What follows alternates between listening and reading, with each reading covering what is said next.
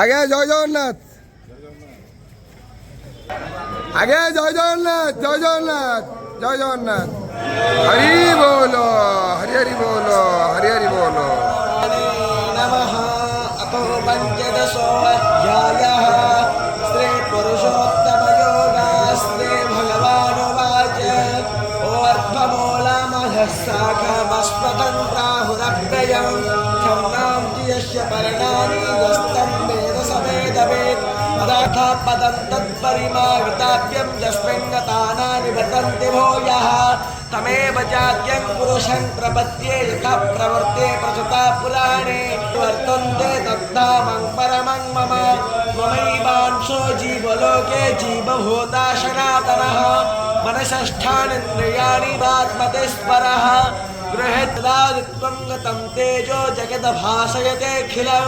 यच्छन् रामसि यच्चाग्नो तत्तेजविधौ हरि बोलो, हरि हरि बोलो, हरि हरि बोलो। सर्वाणि भूतानि तस्थोक्षर उच्यते उत्तमः पुरुषस्तन्या परमात्मेतुद्रावुतः जो लोहर्भावि भजति मां सर्वभावेन भारत इति गुह्यतमं शास्त्रमिदमुक्तो मया नघ एतदवध्या बुद्धिमां स्यात् कृतकृत्यश्च भारत ॐ तच्छदिति श्रीमद्भगवद्गीतासु सुपनिषत्सु ब्रह्मविद्यायां योगशास्त्रे श्रीकृष्णार्जुन संवादे पुरुषोत्तमयोग नाम पञ्चदशोऽध्यायः